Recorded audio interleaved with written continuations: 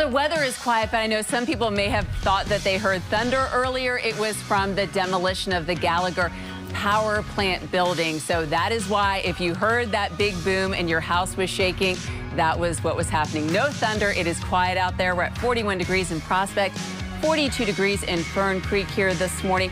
We are talking about some great weather if you are headed out for some football. The kickoff right around 62 degrees with sunny skies. We're looking for the ride home with temperatures in the lower 70s.